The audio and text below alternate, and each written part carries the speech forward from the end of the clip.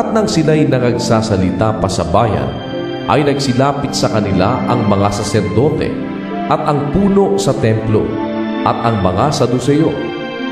Palibhasa'y totoong nangabagabag sapagkat tinuruan nila ang bayan at ibinalita sa pangalan ni Jesus ang pagkabuhay na mag-uli sa mga patay.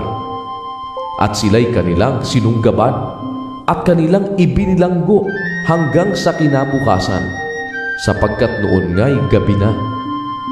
Datapwat marami sa nangakarinig ng salita ay nagsisampalataya, at ang bilang ng mga lalaki ay umabot sa mga 5,000. At nangyari ng kinabukasan na nangagkatipon sa Jerusalem ang kanilang mga pinuno at mga matanda at mga eskriba, at si Anas na dakilang saserdote, at si Caifás, at si Juan, at si Alejandro, at ang lahat ng kalipian ng dakilang saserdote.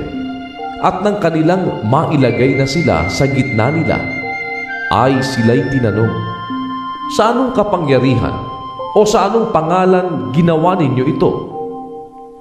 Nang magkagayoy, si Pedro, na puspos ng Espiritu Santo, ay nagsabi sa kanila, "Kayong mga pinuno sa bayan at matatanda, kung kami sa araw na ito'y sinisiyasat tungkol sa mabuting gawa na ginawa sa isang taong may sakit, na kung sa anong paraan gumaling ito, talastasin ninyong lahat at ng buong bayan ng Israel na sa pangalan ni Jesucristong taga Nazaret na inyong ipinako sa krus, na binuhay ng Diyos na mag-uli sa mga patay. Dahil sa Kanya ay nakatindig ang taong ito sa inyong harap na walang sakit. Siya ang bato na itinakwil ninyong mga nagtayo ng bahay, na naging pangulo sa panulong. At sa kanino mang iba ay walang kaligtasan, sapagkat walang ibang pangalan sa silong ng langit na ibinigay sa mga tao na sukat nating ikaligtas. Nang makita nga nila ang katapangan ni Pedro at ni Juan, at pagkatalastas na sila'y mga taong walang pinag-aralan at mga mangmang, ay nangagtaka sila at nangapagkilala nila na sila'y nangakasama ni Jesus. At nang makita nila ang taong pinagaling na nakatayong kasama nila, ay wala silang maitutol. Datapwat nang sila'y mga utusan na nilang magsilabas sa pulong, ay nangagsang-usapan na nangagsasabi, "Anong gagawin natin sa mga taong ito? Sapagkat tunay na ginawa sa pamamagitan nila ang himalang hayag sa lahat ng nangananahan sa Jerusalem, at hindi natin maikakaila. Gayon may upang huwag nang lalong kumalat sa bayan, atin silang balaan na buhat ngayon huwag na silang magsalita pa sa sino mang tao sa pangalang ito." At sila'y tinawag nila at binalaan sila na sa anumang paraan ay huwag silang magsipagsalita ni magsipagturo tungkol sa pangalan ni Jesus. Datapwat si Pedro at si Juan ay nagsisagot at nagsipagsabi sa kanila, "Kung katwiran sa paningin ng Diyos na makinig muna sa inyo kaysa Diyos, inyong hatulan, sapagkat hindi mangyayaring di namin salitain ang mga bagay na aming nangakita at nangarinig."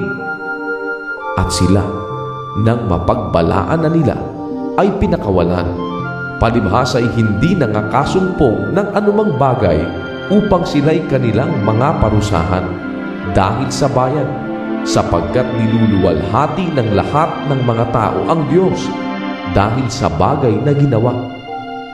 Sapagkat may mahigit ng 40 taong gulang ang tao na ginawa nitong himala ng pagpapagaling. At nang sila'y mga pakawalan na, ay nagsiparoon sa kanilang mga kasamahan, at iniulat ang lahat ng sa kanila'y sinabi ng mga pangulong saserdote at ng matatanda. At sila, nang kanilang marinig ito, ay nangagkaisang itaas nila ang kanilang tinig sa Diyos at nangagsabi, "O Panginoon, Ikaw na gumawa ng langit at ng lupa at ng dagat at ng lahat ng nangasa mga yaon, na sa pamamagitan ng Espiritu Santo, sa pamamagitan ng bibig ng aming amang si David na iyong lingkod, ay sinabi mo, bakit nangagalit ang mga hentil at nagsipaghaka ang mga tao ng mga bagay na walang kabuluhan? Nagsitayong handa ang mga hari sa lupa at ang mga pinuno ay nangagpisan-pisan laban sa Panginoon at laban sa kanyang pinahiran. Sapagkat sa katotohanan, sa bayang ito'y laban sa iyong banal na lingkod na si Jesus, na siya mong pinahiran, ang dalawa ni Herodes at ni Poncio Pilato, kasama ng mga hentil at ng mga bayan ng Israel, ay nangagpisan-pisan upang gawin ang anumang naitakda na ng iyong kamay at ng iyong pasya upang mangyari. At ngayon, Panginoon, tingnan mo ang kanilang mga bala at ipagkaloob mo sa iyong mga alipin na salitain ang iyong salita ng buong katapangan, samantalang iyong iniuunat ang iyong kamay upang magpagaling at upang mangyari nawa ang mga tanda at mga kababalaghan sa pangalan ng iyong banal na si Jesus.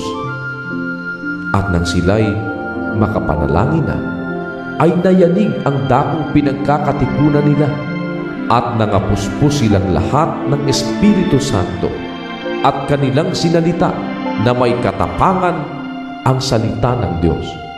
At ang karamihan ng mga nagsisampalataya ay nangagkakaisa ang puso at kaluluwa, at sino may walang nagsabing kaniyang sarili ang anuman sa mga bagay na kanyang inaari, kundi lahat nilang pag-aari ay sa kalahatan.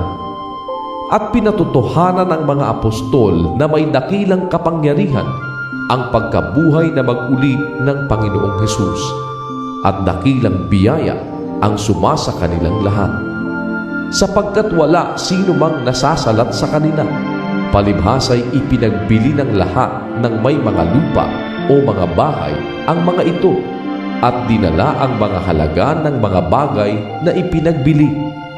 At ang mga ito'y inilagay sa mga paanan ng mga apostol at ipinamamahagi sa bawat isa ayon sa kinakailangan ng sinuman. At si Jose, na pinamagatang Bernabe ng mga apostol, na kung liliwanagin ay anak ng pangangaral, isang Levita, tubo sa Sipre, na may isang bukid, ay ipinagbili ito at dinala ang salapi at inilagay sa mga paanan ng mga apostol.